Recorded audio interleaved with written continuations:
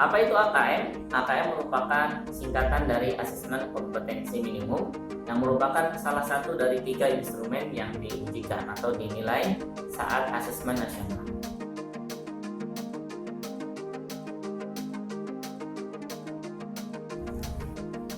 Apa saja yang disurvei atau dinilai? Ada 3 bagian atau 3 item yang akan dinilai dalam asesmen nasional.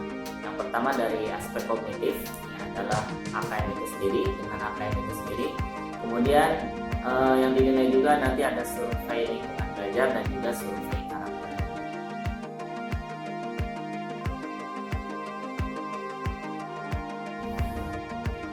Mata pelajaran yang diujikan pada saat AKM. AKM ini hanya menguji keterampilan kognitif siswa ya, dari segi literasi dan segi numerasi. Nah, literasi sendiri ini biasanya dikaitkan dengan pelajaran bahasa Indonesia, tapi sebetulnya nanti di konten AKM, konten soal literasi ini bisa juga menyangkut kemampuan yang begitupun dengan numerasi.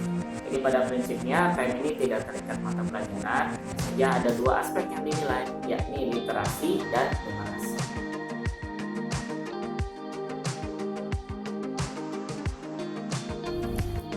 Aspek apa saja yang dinilai saat literasi? Pada literasi.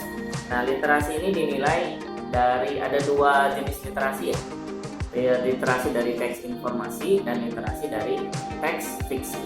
Nah, untuk lebih jelasnya nanti teman-teman bisa lihat di pusminjar.kemdikbud.go.id/hasil-UN/AKM.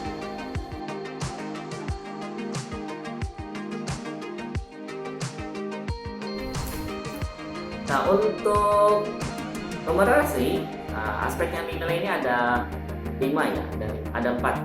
Ada bilangan, tentang bilangan, kemudian geometri dan pengukuran, aljabar, dan yang terakhir data dan ketidakpastian.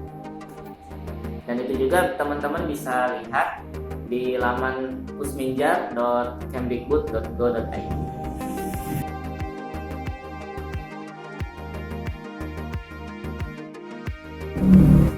Berbeda, AKM dengan ujian nasional berbeda. Pertama dari segi peserta. Untuk ujian nasional itu diwajibkan untuk seluruh peserta kelas atau seluruh siswa kelas 9. Sedangkan AKM ini bersifat survei bukan ujian, sehingga hanya dibutuhkan sampel. Dan sampel yang diambil juga bukan diambil dari kelas akhir, melainkan dari kelas tengah. Untuk tingkat SMP diambil dari kelas 8, untuk tingkat SMA diambil dari kelas 11, dan untuk tingkat SD diambil dari kelas 4. Selanjutnya dari segi soal yang diujikan pada saat AKM berbeda dengan ujian nasional. Ujian nasional berupa soal pilihan ganda dengan benar dan salah. Sedangkan untuk AKM bukan cuma pilihan ganda, tapi ada pilihan ganda, ada isian singkat, ada uraian, dan juga ada penjelasan. Nah, selain itu, berbeda dengan ujian nasional. Ujian nasional ini menjadi nilai siswa, sehingga nilai ini bisa menjadi atau bisa digunakan untuk naik ke tingkat selanjutnya. Sedangkan untuk AKM ini berupa hasil survei yang menjadi nilai sekolah yang nanti bisa digunakan untuk perbaikan sekolah di tahun ajaran atau di tahun-tahun selanjutnya.